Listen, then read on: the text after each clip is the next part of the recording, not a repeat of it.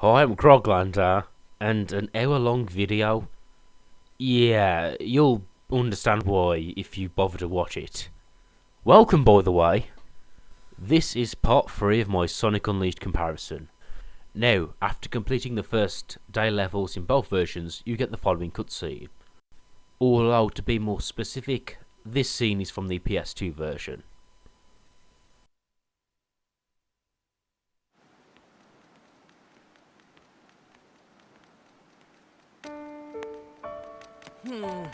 Still no luck finding anyone who knows me. Don't worry about it. Maybe your memory will come back on its own. Remember anything yet? Nope. Oh well.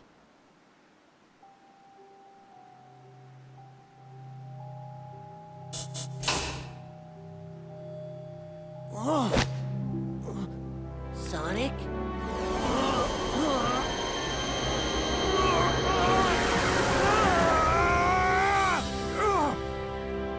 Whoa! Mr. Monster Guy is back!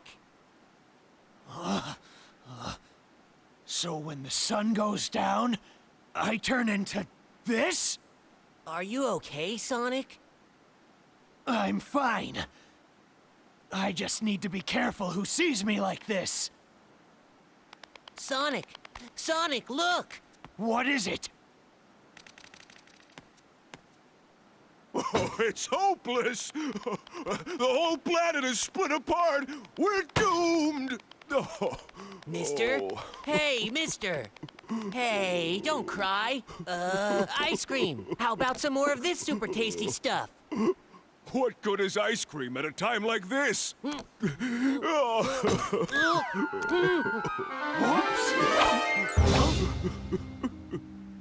Sonic, your arm just stretched. Weird. But it could be useful. Oh.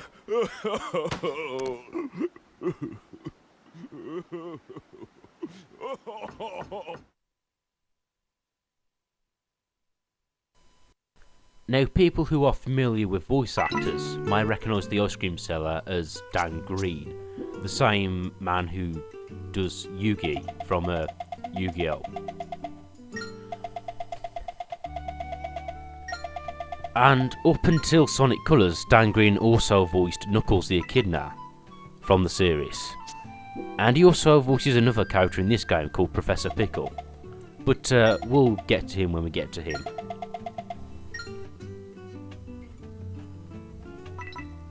As you can see, night has fell upon Apatos, and things look pretty much the same except at night time. Although what is a nice touch is that in both versions of the hub worlds, the characters and the people change during night and day, and say different things and do different things. Which is a nice touch. It's a small touch, but it sort of illustrates the difference between night and day, which is what this game is about really. That, and it's all about creating a world for the player.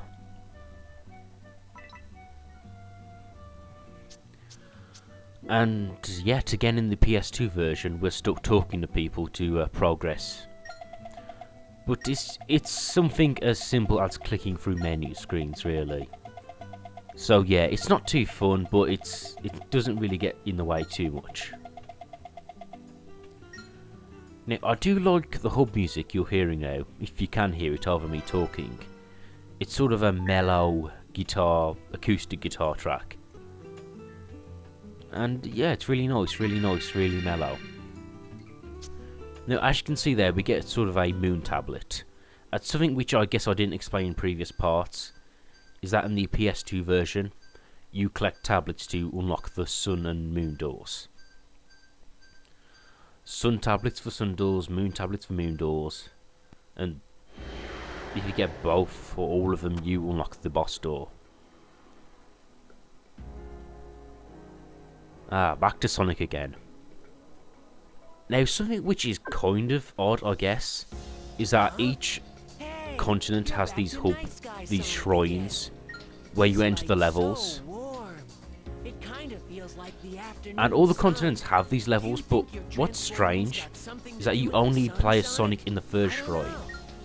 In all the other shrines, you go around the shrine as the Werehog most of the time. Which the cynic in me believes that they did this because they know if a person plays the game for like the first hour or two, they want to give the player the impression they're playing as Sonic more than the Werehog. You're looking all scary again. Don't you get tired of switching all the time? And with that, we enter the moon door to enter the first set of moon levels. And with the loading screens edited out, you're welcome by the way, we're given a set of missions to introduce us to the mechanics of the Werehog. Similar to the day tutorials. So, at least they're consistent. Move the left analog stick rapid. Now, moving around as the Werehog is okay at best. If I'm honest, when you're doing stuff like this, it's fun because he runs quite fast and he can swerve around corners. And that, I'll admit, that's fun. That's something fun to do as the Werehog. And actually, to take it back, moving as the Werehog is good. It does become an issue during the later parts of the game, where you have to do something quite precise. And then I'm not too comfortable with the way he moves. He seems to be a bit heavy, which is obvious because he's the Werehog, he's meant to be a bit brutish. But at some points when you're trying to do platforming, he seems to weigh like 10 tons in midair. And here we are introduced to the stretchy arms mechanic. Which honestly, I like. Even though there are points where I'm jumping and I'm thinking, please grab a ledge, please grab a ledge. Now, to give you a very, very important tip, is that when you're jumping, and this is for both versions by the way, don't try and time the grab button. Jump and hold the grab button almost as soon as you jump, and just hold it. Because if you do that, he'll grab the ledge or item or whatever as soon as it's in range. And holding it constantly while you're jumping works a lot better than trying to jump and then time it. So like jump and then time it so you grab the ledge. Don't do that. Just jump and hold the grab button all the time. And you'll have an easier time as the Werehog. That's a lot of bad guys, Sonic. You're gonna have to take them down. Now in the PS2 version, the combat is very simplified. But you know what, I prefer it. In fact, I'm trying to remember, and I think I died once or twice during combat in the PS2 version. Whereas in the PS3 version, I died quite a few times from combat. So yeah, the PS2 version has simplified combat. You can get through most of the game by pressing the same combo on the circle button. But I prefer it. I prefer simple combat. And I'll admit, if I wasn't a Sonic fan, I probably wouldn't have bought this game, because I'm not a fan of combat games. Just for the simple reason that I end up just spamming the same combos. And for me, fighting games get repetitive anyway. You just attack, and so on and so forth. Now here we see the wheel, the experience wheel, in the PS2 version. As you can see, it gets leveled up by experience points, and when you hit a certain point, you learn a move. Like I just learned the Werehammer there. You can grab once you've grabbed a box. Now we're about to go all Donkey Kong on your ass here, because this is the pick up and throw mechanic. And it does exactly what it says on the tin. Now something you might hear in the background now is the battle theme. I've actually been told there are actually 4 versions of this song, and I think there is, but the problem is all 4 versions are very similar to each other. So similar, in fact, that I think most people don't realise there are 4 different versions of that battle theme. And I bring up the battle theme because when you're playing as the werehog, you hear it a lot. Now, the way I'm going on, you might think I might not like playing as the werehog. And if I'm honest, I would say it's decent. It's not the worst thing ever, it's not the most horrible gameplay mechanic, as some people would say. But at the same time, it's not as fun as it could have been. But like I said before, I'm not a fan of combat games, so arguably I'm probably not the person they're trying to please. But yeah, the werehog, playing the games again, both versions, I actually enjoyed it a lot more than I thought I would have. So it's decent enough. Not great, not the worst thing ever, but decent.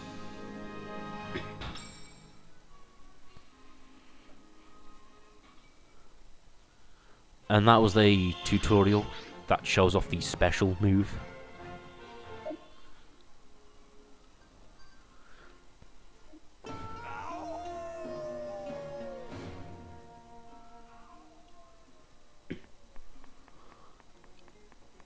And we are finally given a full level to play with.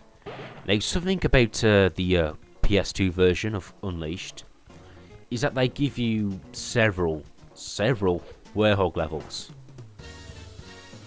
During the early part of the game, I think that they give you approximately 3 night levels.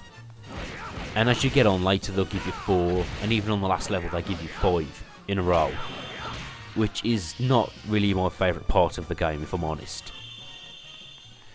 Now these levels, even though they give you like 3 to 5, they aren't actually that bad because each one is like 5 minutes long. And when you compare it to the PS3 version, you get 1 werehog in that version, although that 1 werehog level can last about 25 minutes. So really you're playing the same amount of time, the same amount of night levels in both versions, approximately. It's hard to count, really.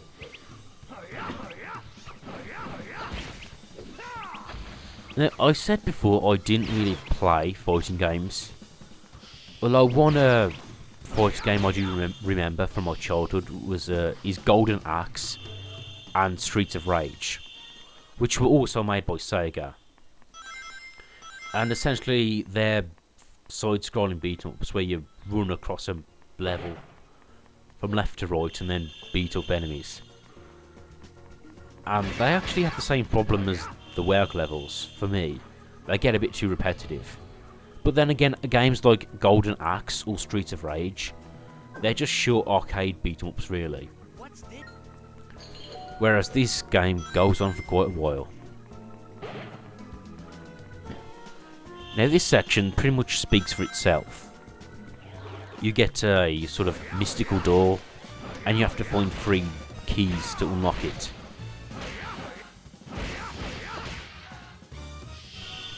And that's an element the werehog levels seem to have. They seem to be part combat, part platforming, and just a smidgen of puzzle. Whereas the day levels just seem to be all out speed. And is that an issue for the game, or does it give you both? For me, I'd rather have Sega incorporate platform elements in Sonic levels.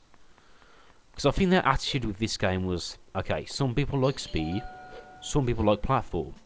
So we'll have day levels where it's nothing but speed, and we'll have these night levels which have a focus on platforming. It's kind of like Sonic the Hedgehog 1, where you play the first zone, which is Green Hill, which is primarily all about speed. And then you play Marble Zone, which is primarily all about platforming. And lots of people hate that. Oh, by the way, that moon should be blown in half. Sega. Anyway, my point being is that not many people like that aspect of Sonic the Hedgehog 1. You know, they get the rush of speed in Green Hill and they seem to be brought to a screeching halt in Marble Zone. And maybe that's the problem in this game.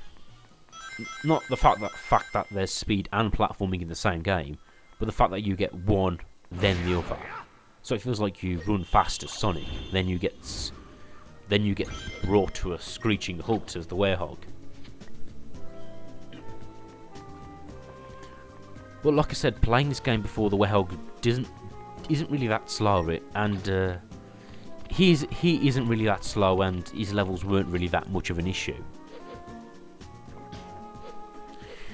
Now, to talk about the setting of this game, you have levels based on real-world locations, which is a theme I think works really well, actually. I think there are some levels in the game which look too realistic, like the environments are brownish or greyish, and they don't look as fun as these sort of escapist, fanciful levels which we've seen in other Sonic games. But at the same time, having the real world locations is really quite impressive. We get to see Sonic run across the Great Wall of China, or run through some Egyptian ruins, presumably. And I believe I was saying before in a previous part, that's a theme which could be expanded upon for another game, perhaps. I don't think there'll be a Sonic Unleashed 2, just because it was kind of poorly received. And for me, that really isn't an issue, not having a sequel to this game. Because essentially, in the future games, they took the good parts of this game, developed them further, made them even better. And then we got games like Sonic Colors and Sonic Generations, which I'll say right now I think are better than this game. You know, this game started that whole boost genre of Sonic games, and I'll give it credit for that. But I think the other two improved on the formula. Now, here we see the ranking system, and you can see there I get an S rank, and there are 3 aspects when it comes to getting an S rank for the night levels, which you are graded upon. One is time, how fast it takes you to complete the level. The second one is experience, how much experience points you gather. And the third one is rings, how many rings you collect. And as you can see in the previous results screen, I got 3 of those aspects, so I get an S rank. And yes, getting an S rank in the night levels is far easier than getting them in the day levels. But then again, in the day levels, they count you on nothing but time. But yeah, you know how I feel about that. There's no... Yes, Chip. Press a switch, open a door. Do do do do.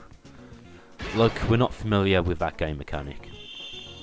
But then again, I guess any game could be somebody's first game.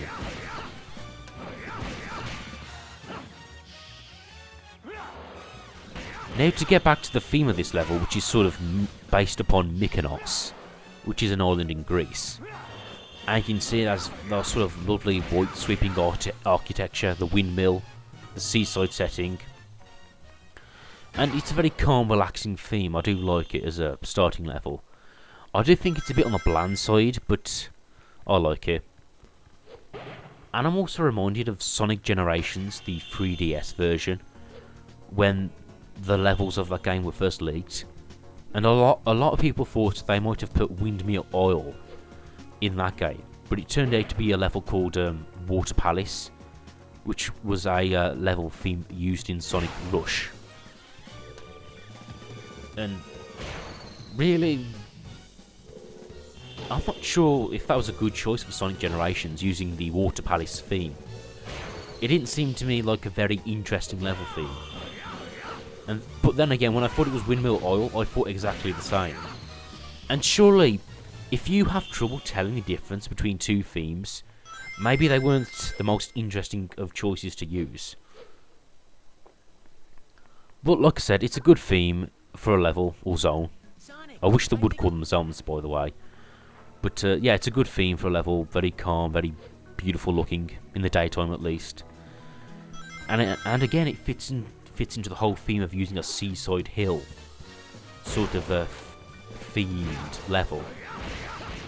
And what I mean by that is, in the 3D games, they have a tradition of starting off on a seaside themed level.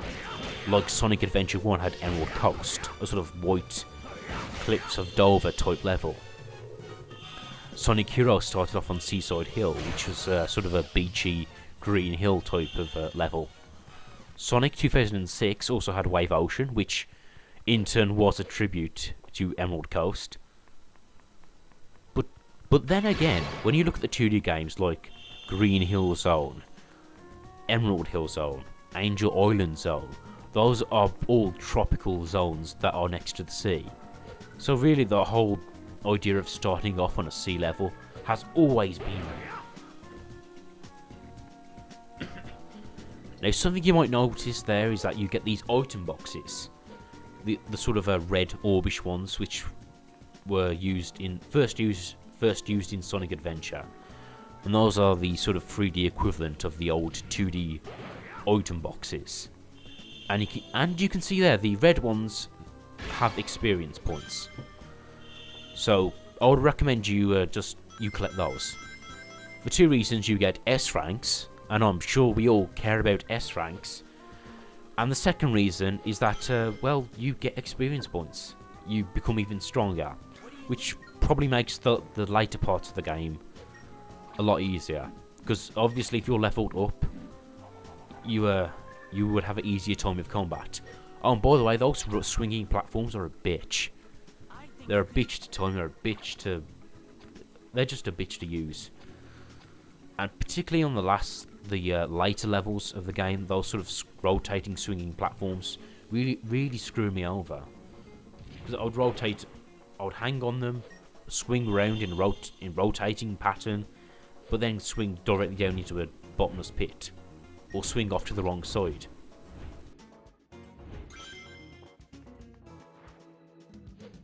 But I'm pretty sure you'll see an example of that during the later levels of this LP. And I remember what I'm trying to do there. I'm trying to ring that bell. Maybe there's rings that come out of it. Would have been a nice touch if it did have rings in it. Would have been a nice reference to a previous 3D Sonic game. Now, to talk about this whole Greek theme they have going on here, it kind of reminds me of the Storybook series. In a sense that I think there were rumours, or at least fan speculation, that the next Storybook game would be about Greek mythology. And I think that would be a really good direction for that series to take. If you recall, the first one was Sonic and the Secret Rings, and that was based upon Arabian Nights mythology, all genies and magic and what have you. And the second Storybook series was based off King Arthur and the Black Knight. Well, it was called King Arthur and the Black Knight, and it was based off King Arthur and Camelot, to be precise. And, you know, that was the one with Sonic and the Sword, which everybody loved straight away, and no one at all bitches about. Yeah, to defend Sonic and the Black Knight, which is funny because I haven't really played it. So I'm not going to defend the actual game because I don't know it, but I'll defend the concept. I think Sonic with a magic sword kind of works for the tone of the Sonic series. And really, it was a spin-off. It was about Sonic stepping into the role of a knight. So I personally wouldn't expect it to play too Sonic-y. Although I do know that was an issue with it, that it didn't play enough like a Sonic game. Which I guess I could understand. Ugh. Just looking at that footage now reminds me of a control issue with this game, and it really is a big one. Essentially, in the PS2 version, when you want to run, you press the directional pad twice in any direction. Like, if you want to run forward, you press forward and forward twice in succession, and he runs forward. And my issue with that is that when I'm sort of trying to do some precise platforming, I find myself edging towards an edge. Like, I'll go forward a bit, then go forward a bit more. But when I'm trying to just edge slowly forward, there's a good chance that I'll activate the running thing, mechanic, and I'll run straight off an edge, like I did just then. And that aspect is a constant source of annoyance for me. And yeah, anyway, to go back to the Storybook series, I actually think Ancient Greece would be a really good direction for them to go. And so, when I think about it, which Sonic character could play which Greek hero, I sort of go through it in my own head, and I think it could really work in some cases. Like, for example, Sonic would play himself because he would be Sonic trapped in the world, of course. Knuckles the Echidna, I think would make a really good Hercules. Because Hercules, the original character, was kind of like a strong guy who wasn't too bright. Well, in the mythology, he was kind of a dick to everyone. But anyway, I think Knuckles would make a good Hercules. Sort of like the dumb hero, I believe, or the dumb strong hero. Even though Knuckles isn't really that dumb, he's just poorly written, I think. Now, as for Tails, I could see him playing someone like Icarus. And if you don't know who Icarus is, he's the gentleman who escaped a prison by fashioning some wings out of feathers and glue. Well, his father made the wings for him, and Icarus attempted to escape. But of course, Icarus didn't listen to his father and flew too close to the sun. And his wings melted, and he died. Oh well. And I think that would make a good sort of role for Tails. Because Tails is he's sort of younger. He might make a few more mistakes than the older characters. And also, Tails does seem like an inventor. So I think in the mythology, he could be the one to invent those wings. Then he's a sort of flying character anyway. So, yeah, a character comes up with an invention to allow him to fly. That seems to suit Tails. And, what other characters? Oh yes, Achilles. The badass warrior. Who was played by Brad Pitt. But anyway, I think Achilles would be played by Shadow, the Hedgehog. Just because, Achilles, he's sort of like a ruthless warrior who's nearly unstoppable, although he does have that one weakness. And to me, that does seem like Shadow, or at least in personality-wise. Now, when it comes to the female characters, I'm not sure who would play who when it comes to that. And actually, when I think about characters in Greek mythology, the female characters are either gods or beauties like Helen of Troy, or monsters actually like the Gorgon. That's a good point. There aren't that many female heroines in Greek mythology. I could be wrong. You could probably point some out to me. Like I know about Xena, and I've actually forgotten if Xena was an actual Greek hero or some TV character they made up. Anyway, my point is, who would be who? Would Rouge make a good Aphrodite, the goddess of love? I guess Blaze the cat. I could imagine her being Athena, the goddess of knowledge, because Blaze's personality is very upright and stern and serious. Which is probably why I like Blaze. She's probably the only female character that actually has a decent personality. Although I do actually like Amy Rose as a character, but I like it when she's being fun and perky, and when she's not being like the rabid fangirl of Sonic, that seems to be stalking him across the world. That's sort of an aspect of Amy Rose I'm not too keen on. And it's also an aspect I wish the writers would sort of tone down or drop even. And since I've brought up the topic of other characters, I'll just talk about something which this game did, and that's really have not many characters.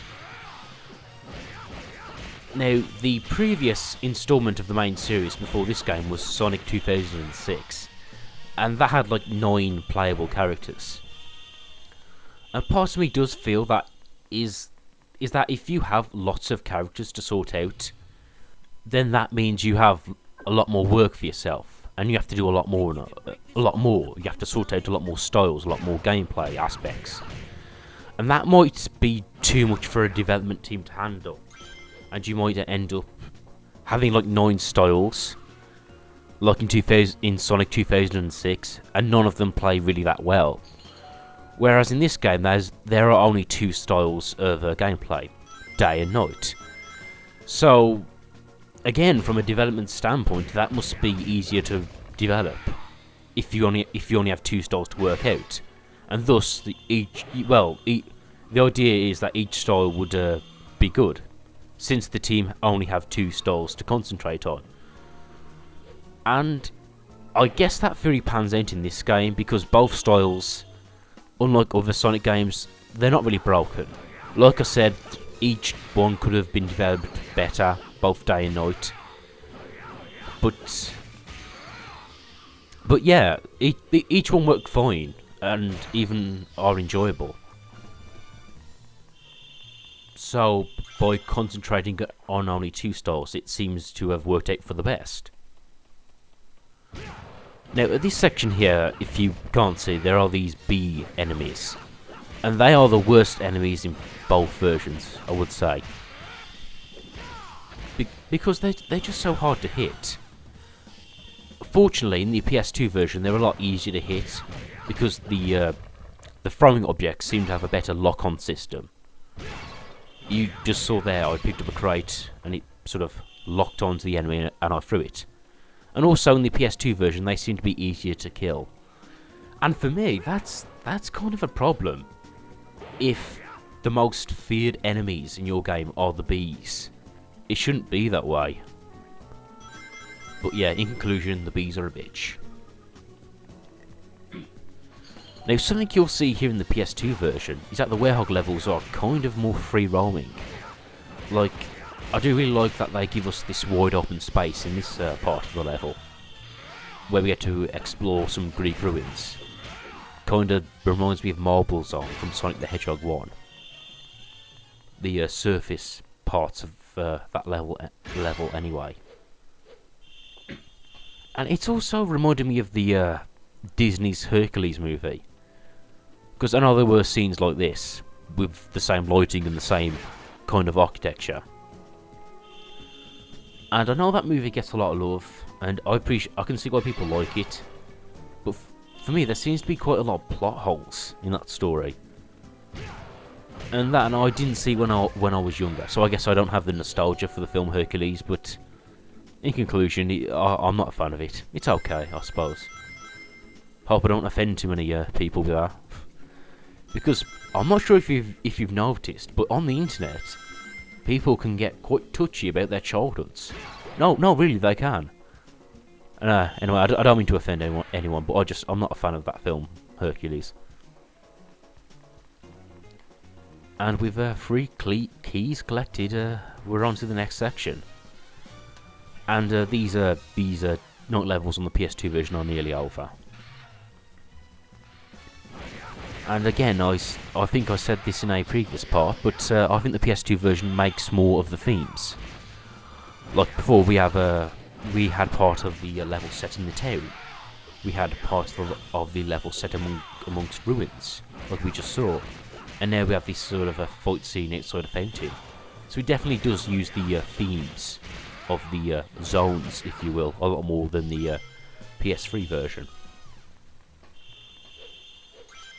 And another game mechanic here, which I really think drags the game down, although I can see why they would put it in a sort of a brawler section, would be the classic: an invisible wall appears, and it doesn't disappear until you defeat the said amount of enemies. Which does seem to me like a artificial extension of the game, just trying to really pad out the gameplay. And with that, I've completed the last night level for the PS2 version. So in conclusion, actually quite fun. It's very, very easy, very basic, and just eases you into the game mechanics.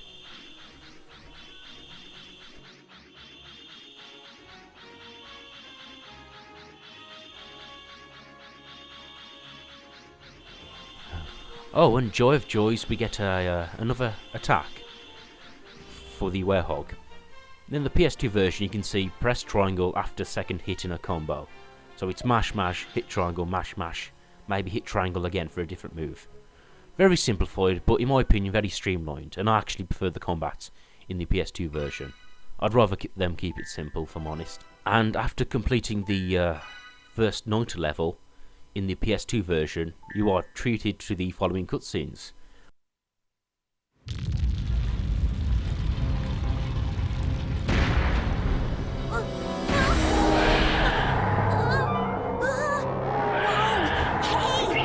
Settle down, guys. Come on. Help!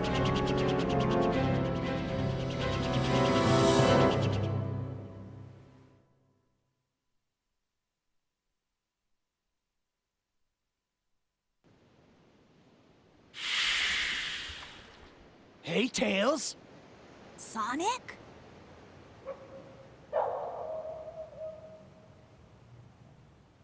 What are you doing out here?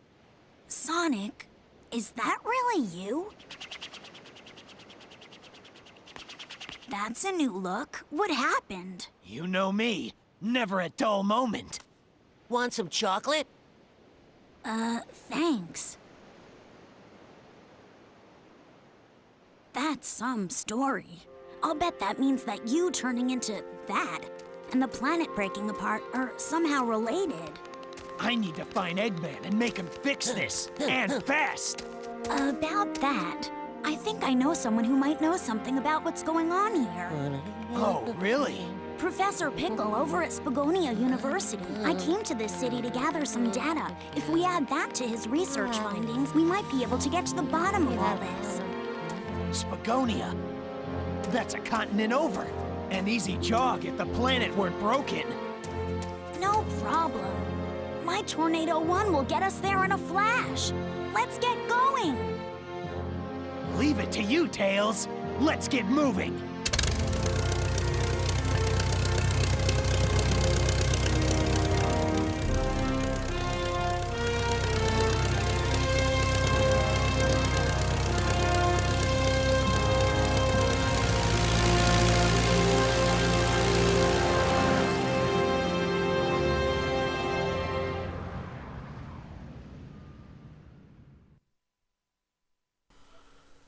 And after those cutscenes in the PS2 version, we are introduced to the world map of the game.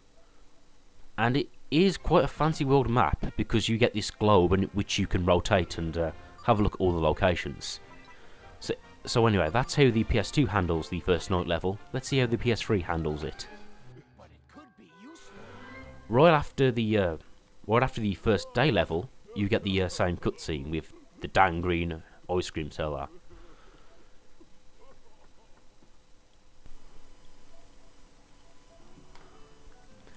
And like in the other version of Sonic Unleashed, you get to see the hub worlds from both night and day perspectives.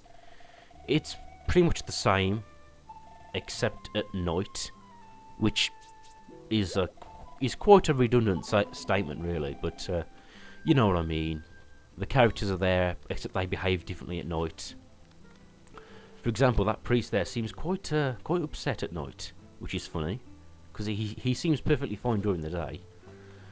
And I take a moment to admire the scenery in this version, because I do really like the fancy graphics in the HD versions of this game. Not that I'm a graphics enthusiast, but I can't deny when it looks better. And here we are back in the stage select at night time. It's pretty much the same, except now you can see we get access to the first night level. Unfortunately, in this version, we only get one night level, and it's fairly short. If you know what you're doing, you could probably complete it in 10 minutes. Now, a difference between the two versions is that in the PS3 version, you get the Tails in Trouble cutscene just before the level. And that's about it. It doesn't really affect that much.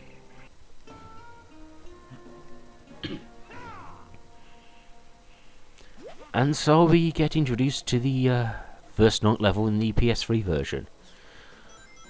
Now, before I was talking about how the Werehog handled in the PS2 version, and he handles pretty much the same in this version too, except the controls are different.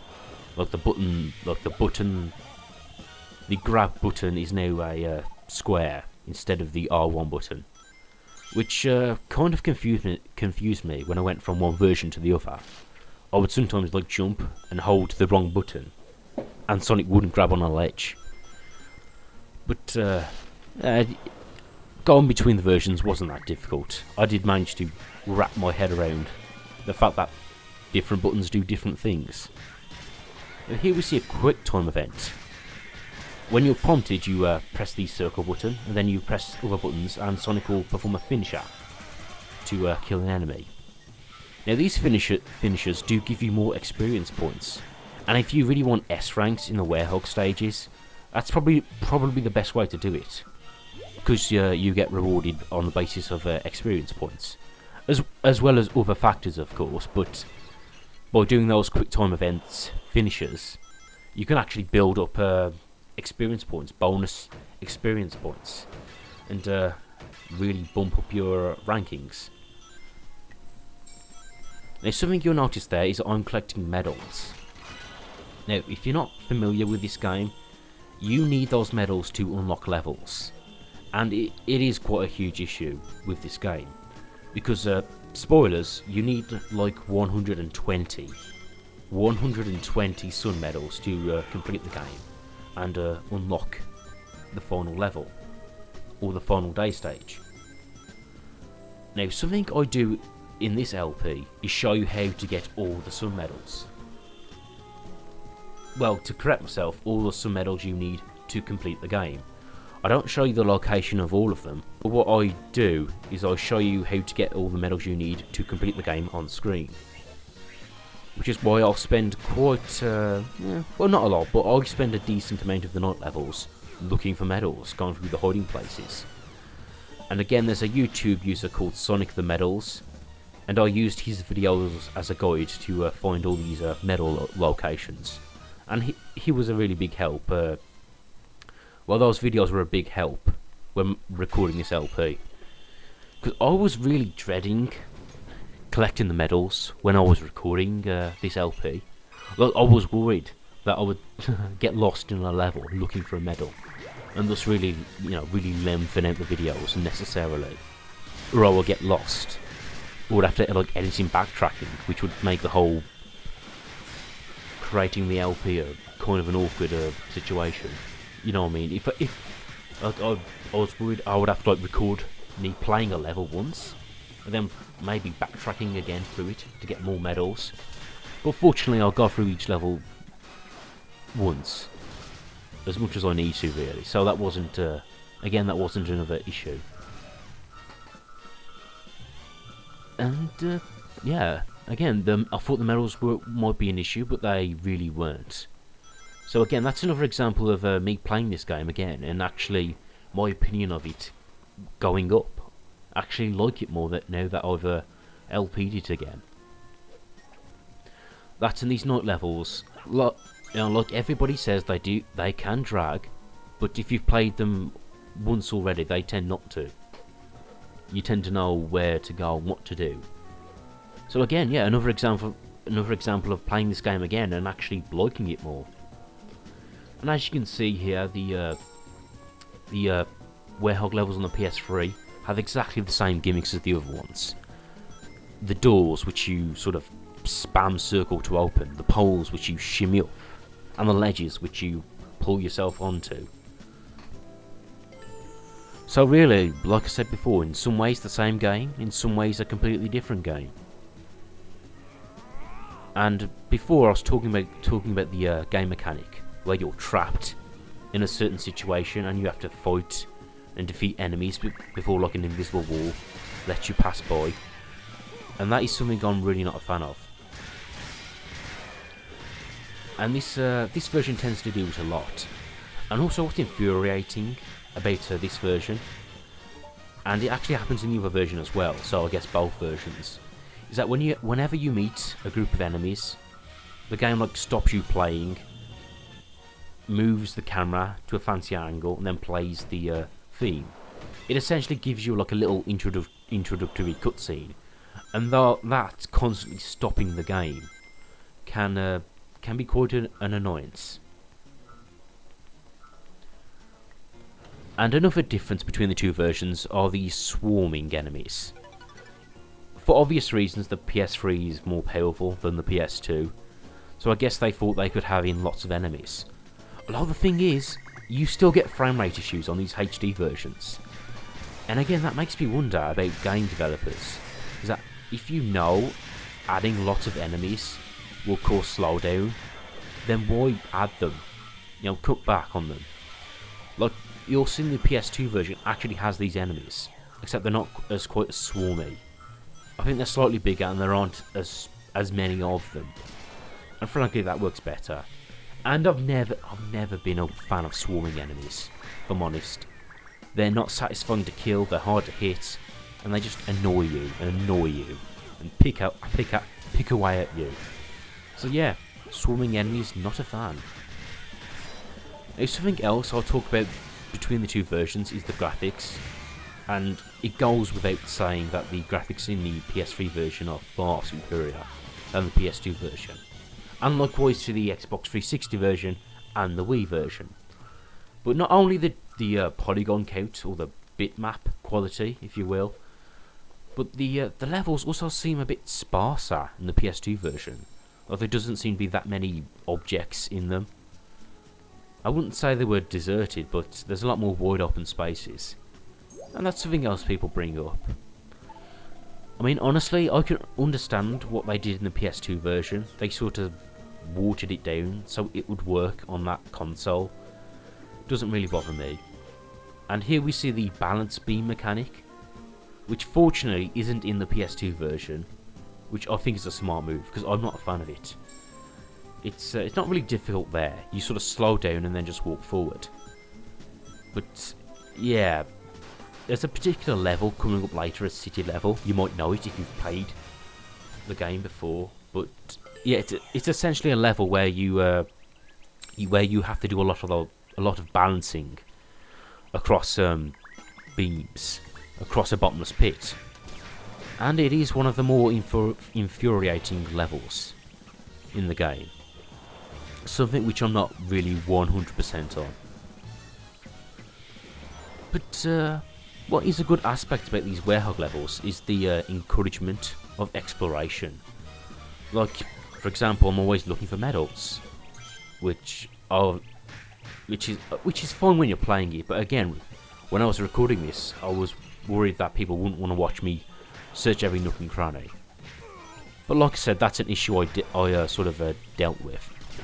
But nevertheless, if you're not a fan of exploring, going in secret alleyways, having a look around, then I could understand why you might think this game would be a bit tedious. Or at least the Werehog sections, at least. I guess it's a callback to those early 90s platformers, which were essentially all about collecting. But yeah, lots of things to hide. I mean lots of things to find in these levels. Like just now, you see multiple doorways and multiple alleyways with some unlockables there. Now, something you'll see in the side of the screen there is 72 hit combo, and again, that's another aspect which raises up your rank. And to spoil something here, I do die near the end of the level. And of course, if you die, your score goes back to 0, which means you'll probably lose out on an S rank. Which I guess makes sense, but yeah, it's annoying, to say the least. And I don't get an S rank here. Pity. Now, to collect this Moo medal, you obviously need the box here. Although I think you can get it using a special uppercut punch move, which is in the game. But yeah, try and keep the box intact if you want that medal. Oh, and I was also thinking about the lack of variety in the Werehog levels. Like you see now, there's a block puzzle where you pick up the red block and put it in the red slot, and you do the same with a green block. And for me, if they did that on just one level, it would be fine. But they seem to repeat the mechanic. And for me, the Werehog levels, they do seem to be very similar. You grab on ledges, you grab on poles, you beat up enemies, you solve a block puzzle. And there doesn't seem to be that much variety. Although, arguably, that's the same problem with the day levels. They don't have much variety either. You boost forward, your quick step, your hopping attack, you boost again, you boost some more, and you boost even more. But of course the difference is that running fast is inherently fun. It's naturally fun. So we don't have a problem with the fact that those levels are repetitive. And I don't either. Yeah, they're repetitive, but they're fun. Because running fast is just fun, inherently fun. Now at this point I realise I've missed a medal. But of course the gate's right behind me, so alas, it is gone forever. I could re-enter the level, but no. No. No. Now another aspect which isn't really developed or hinted on is a sort of stealth aspect.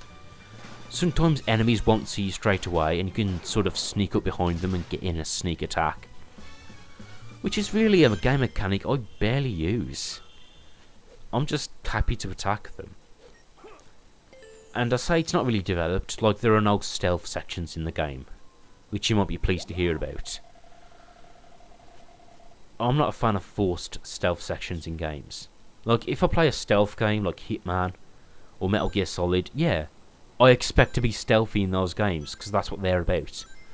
But when you play like an action game or a platformer and they suddenly give you a stealth section, it can be kind of jarring.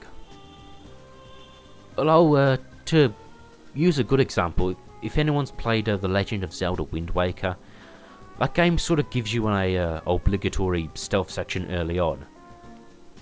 And I actually do like that section. It's, you know, you're sort of sneaking into the castle, if anyone remembers that part of that game. But anyway, yeah, if I want to play a stealth game, I'll play a stealth game.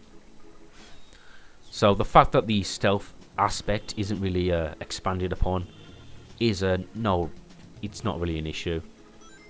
It's something I'm glad they've done. Flying enemies there used as a bridge. So just like Sonic during the day there.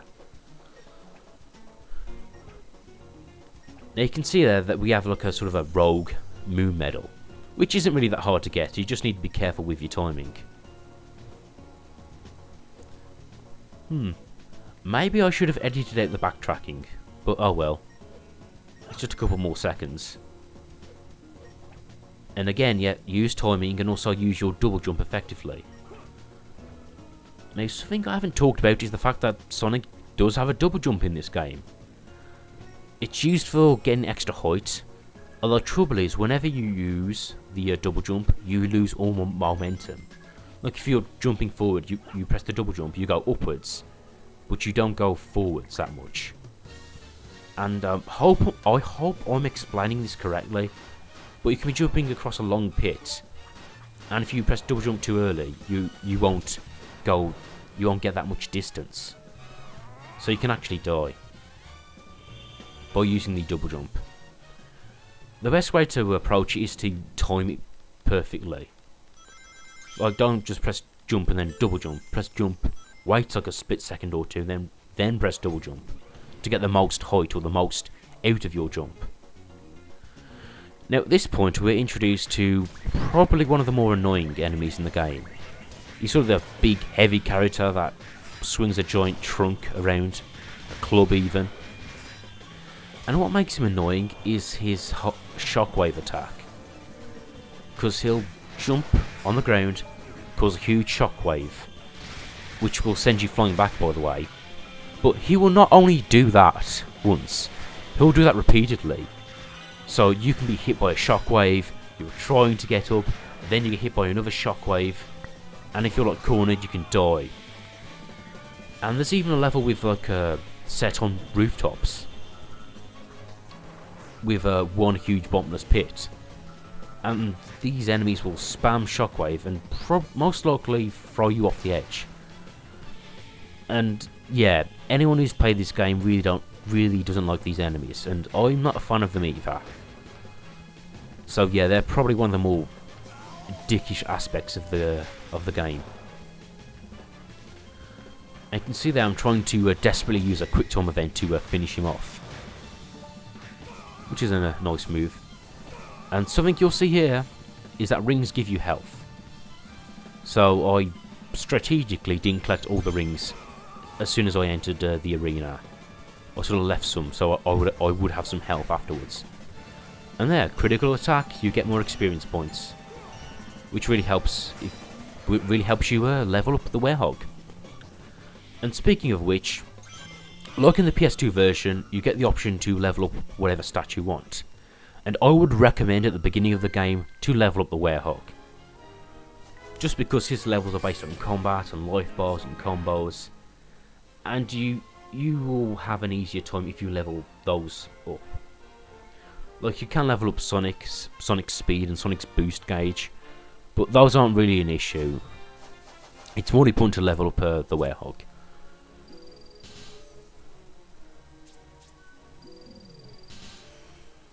And you see a variety of stats there. Combat teaches you new moves. Strength makes you stronger. Life ups your life bar. Unleashed increases the amount of time you can spend unleashed, which is like a rage mode. And shield ups your blocking ability. Now in the PS3 version, once you complete the night level, you get the same cutscene of Sonic and Tails meeting up and flying off to a new location.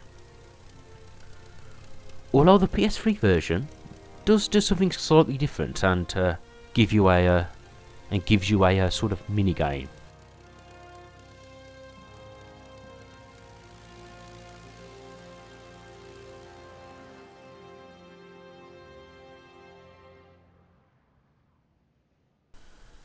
And here's the Tornado minigame. Now this is another aspect which is usually sneered at when it comes to Sonic Unleashed. And I think the main problem is not the fact that they gave us a flying shooting minigame. It's the fact that they made it a quick time event. And you'll see now you actually have no control over the airplane itself. You can't move it left or right or fire whenever you want. You fly along, you get prompted with a button command. You press the button and the plane shoots the said enemy down. Now I am really not a fan of this minigame. I don't hate it, and if you're not a fan either, you'll be pleased to know that this really doesn't come up that much throughout the game. In fact, you only have to do this twice. And really, it's not a big issue either, because even though I don't like it, it barely comes up. I don't have to do it that often. Now, what is a nice touch about the design of the Tornado 1 as Tails calls it, is that it's red and yellow like the Tornado in the classic games. But what's another good feature is that it has the X formation, the sort of battle mode from Sonic Adventure. So it's nice how it incorporates those two designs together. And yeah, this minigame, it was such a misstep, because if anyone's played Sonic Adventure, then you should recognise that they gave us a minigame like this in that game too. Except it was kind of like a Star Fox clone, and you could move the plane left and right and shoot enemies. And you know, that minigame was really fun. I really liked that minigame. And to turn it into this sort of automated QuickTime event, for me, was a misstep. Now, in the PS2 version, they don't get this minigame. They just go straight into the world map. And I'm not sure which version I prefer. Would I prefer a bland minigame or no minigame at all? Actually, I would say I would prefer having this minigame in there, just because it's a bit more variety, I suppose. Between Sonic and the Werehog, this game could have done with more variety, I suppose. Yeah, in fact, they should have made it like a proper, you know, input required fighting game, shooting game, if you will. That would have been fun. I was just looking at those flying enemies, And it is interesting because I don't think you see them anywhere else in the game. So at least they give you some original enemies for this minigame.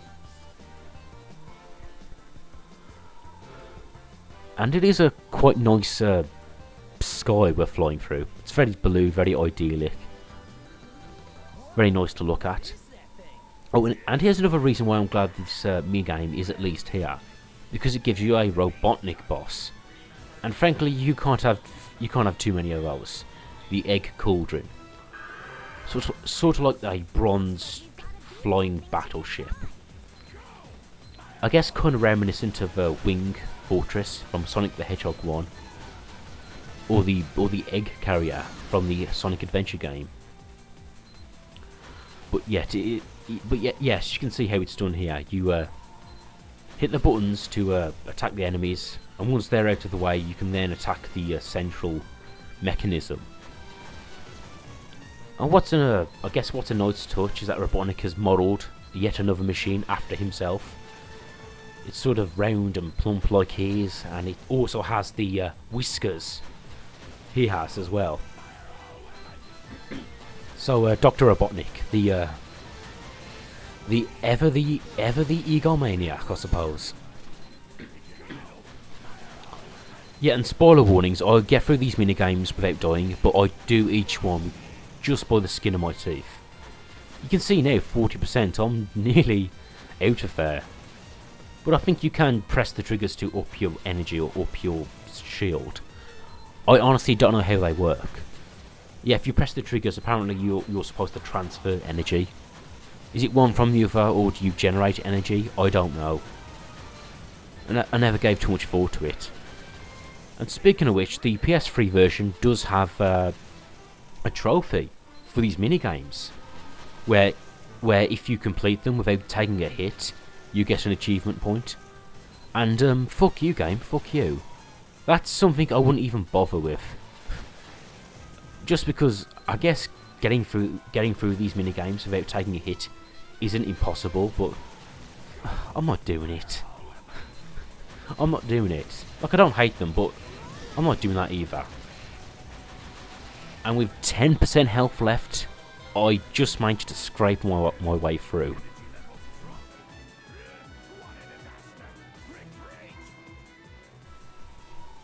And so, that's how the PS3 handles the first night level. Now, coming up next, we'll advance the story in Spagonia, and a city based off Italy. So I hope you've enjoyed it. Please join me again. Oh, and thanks for watching. If you stayed the whole hour, it's appreciated. It's appreciated.